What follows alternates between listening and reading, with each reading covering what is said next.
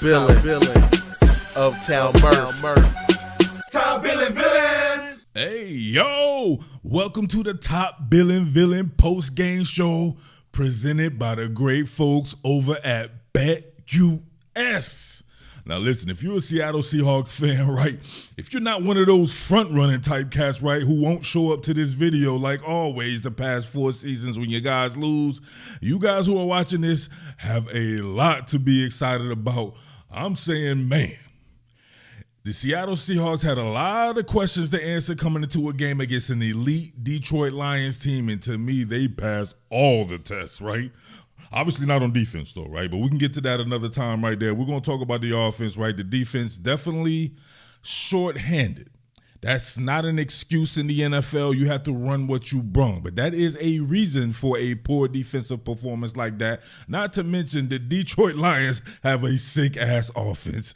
On the ground, through the air, quarterback, everything about the Detroit Lions I absolutely love. Those guys are definitely going places, and I think Seattle is going there with them. I'm not joking. Seattle Seahawks are a scary team with that guy at Geno's at quarterback and those guys that they have around him, especially that man, Ryan Grubb. He continues to amaze me. Now, look at this one right here. So we'll go back to a few of these, right? I'm going to make this one short, right? You know what I mean? It's late. The front runners won't be here. I got to get up out of here, all right? So front runners, I'll see you guys another time. But look, so Tyler Lockett's coming off this, right? Imagine if he just runs regularly. This was schemed up to perfection. Yeah, Barner on a late ad here. They swing the pocket, right? They swing in the swinging gate, right? They swing the pocket here. This looks like it could be a sprint out, but it's blocked to perfection, right? Your man goes right up under it with a clear out. All Lockett needed to do was clear it out. Imagine if this does not happen. It was to perfection. They absolutely needed this. And look, wide open. Wide open. He keeps getting guys wide open.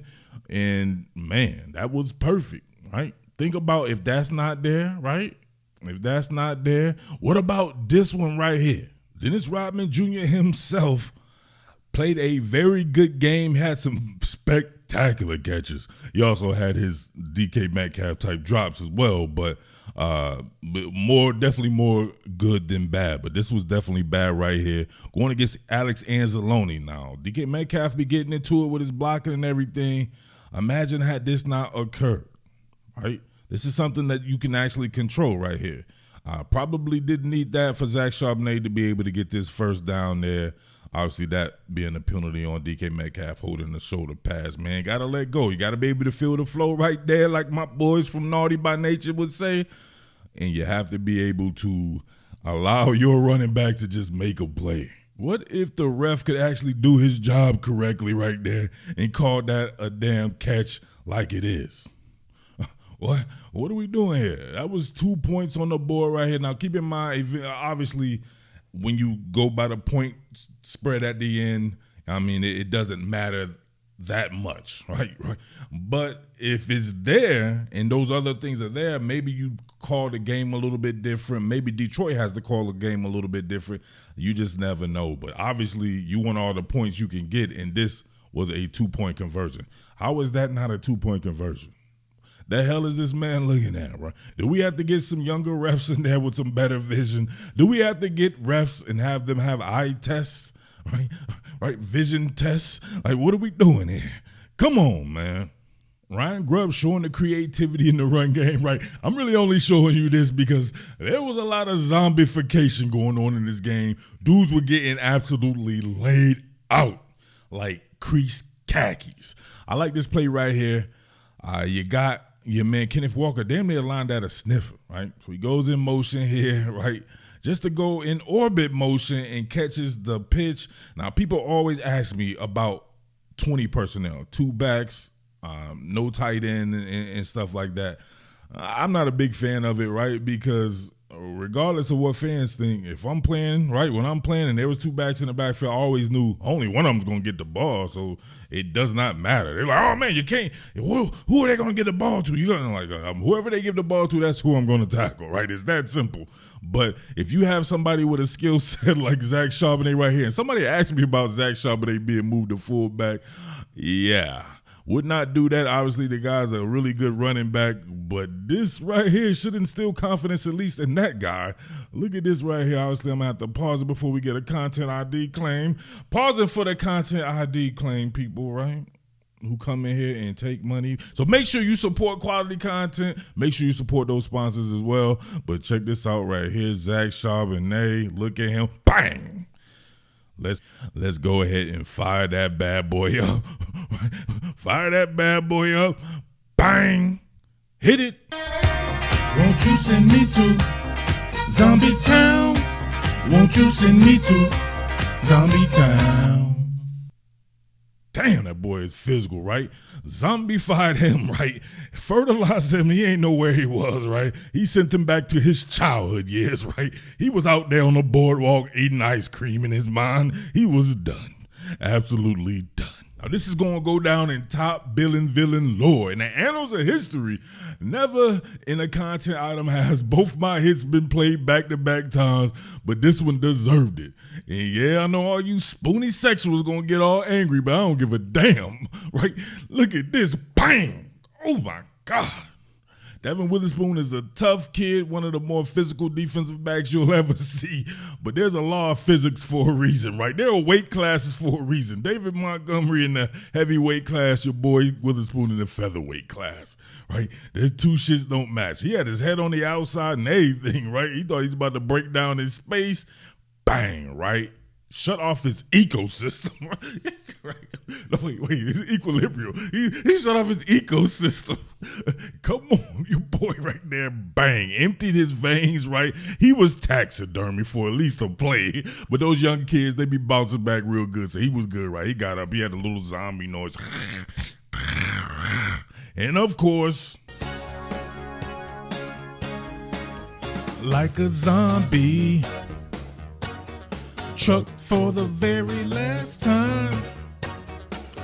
Like a zombie with no heartbeat. Damn. Witherspoon. All right, back to your regularly scheduled program. Listen, don't be a zombie like those guys. Make sure you get on over to BetUS and get in on all the action. They're giving a 150% sign-up bonus on your first 3 deposits up to $2,000. You heard that right. That's with 10% gambler's insurance. All you have to do is enter that promo code YouTube150 and it's on, baby. What are you waiting for? I mean, you want to turn down 24/7 customer support, 24-hour payouts?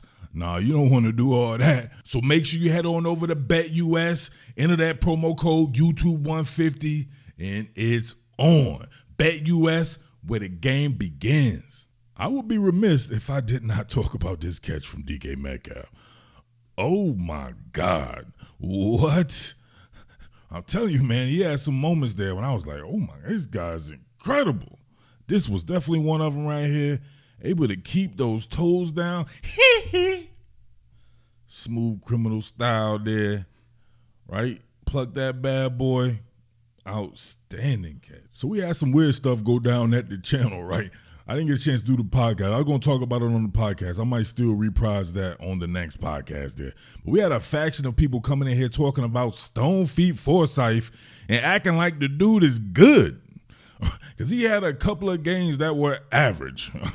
A couple of average games where Geno's escaping pressure. To me, you're diminishing what Geno was doing because, okay, you're not giving up a sack. But it would be a sack if Geno Smith didn't have pocket evasiveness. If he wasn't a damn pocket wizard out there. Stone Feet Forsyth got his ass whipped in this game. Pretty much most of the people did on the offensive line. But Aiden Hutchinson was making this dude look bad. Look at this right here. He's to this day still looking this way thinking Aiden Hutchinson was running the arc. He spent back onto the inside of him, right? Geno Smith just happens to just evacuate right there. Is that on Stone. Does that mean Stone Forsythe had a good rep because Geno Smith didn't get sacked? I mean, the dude was getting pressured left and right. Laken Tomlinson giving up shit. Charles Cross again giving up some stuff, man. Cats on the inside, you know what I mean? Yeah, it was a rough day for the offensive line there, and Geno Smith still had a spectacular performance, in my opinion. We go again, Aiden Hutchinson. Look at this. Bang, sit him up right up in his chest right there, driving Miss Daisy right into the lap of the quarterback here. Geno Smith has to just mission aboard, man. Imagine if this guy had an offensive line that could give him some time, what would happen, right? You got this guy right here, he getting that prison loving. He has to turn around and, you know what's going on right there. He's trying to involve his bunkie right here in the prison loving. Come on, man, what are we doing right here, man? Stone Feet Forsythe? Man, fuck out of here, man. It had to have been Stone Feet Forsythe's family, right? All you people that was doing that with that Stone Feet Forsythe, and one dude was like, I heard he played good. What you mean you heard he played? You ain't watched the game, giving me some weird excuse and all that. All you dudes don't ever come back to my channel, man. This man paid bad for the last 7 years, ever since I've seen this guy and covered him in college all the way through, and he has a couple of average games, and all of a sudden he's good. That's fanboyism. Don't come back. And the hits just keep coming right here, right? I'm trying to show you Geno Smith. Oh, my God, right? Choke slam, Undertaker him, right? Like the Undertaker with a choke slam and all that. Stone Feet Forsythe trying to anchor down with 1 foot and everything like that. What are we doing here? We got his foot in the air and all this like that. That was abuse, right? That was straight up abuse right there. But look at Geno Smith, man, escaping out of the pocket and still being able to deliver the ball. That man is a hell of a quarterback, man. You're going to have to give this guy some props. What they need to do, though, is start getting him some easy touchdowns. That's what I do not like about Ryan Grubb's offense, right? And the previous guy, Shane Waldron. A lot of these guys around the NFL, they get easy touchdowns around the goal line. Patrick Mahomes, as great as he is, he getting shovel passes, all kinds of easy-ass touchdowns. Let this dude pad his stats, man. Give him a little bit of love. Obviously, you know the drill. I want to come back with the All-22 and give my man Eat at Geno's his props and your boy Kenneth Walker. 2 outstanding guys right there. Definitely deserve game balls, right? Obviously, there's no moral victories or anything like that, right? But they played their hearts out. There's no doubt about that, man. Draymond Jones was doing his thing, right? And Derek Carr continues to flash, right? Derek Carr be doing his thing. Him being able to get that starting job through injury, right? That might be a Wally Pipp situation. You know what I mean? Uchenna Nwosu. Didn't know boy Mafe was going to be down like that, but Draymond Jones was doing pretty decent, but pretty much an overall bad game from the defense there. So, but the guys on offense that I named right there definitely coming back with more on that. So check back here, but check this out, man. Your boy Eat at Geno's, Grub at Geno's with the fake pitch, and of course, man, you can see the pocket collapsing around him. The dude is unflappable, right? You can see it right here. Connor Williams. Kind of getting, a little bit of something right there. And look at that, pocket collapse, and he's still able to deliver accurately in between people to Jake Bobo there, stuff like that. So I definitely can't wait to get on the All-22 to really break down what was going on with that type of stuff, man. But let me know what you think, right? Are you disappointed, right? You felt like they could have won that game? Or are you one of these guys that's like, hey, man, the Lions is a pretty elite. I actually think the Lions can be in the Super Bowl. No doubt about that there. You can make a case for them being the best team in the NFC. I mean, in my opinion there. So, obviously, you have to take it from San Francisco. No, those guys aren't going anywhere. But, man, how many teams you know can just beat the Lions? And this is in Detroit again. Imagine if this game was in Seattle. You just never know how the ball bounces, though. So the Seahawks definitely can play with the Lions. We've seen that the last couple of years there. And, man, in certain instances and certain aspects, they look for real.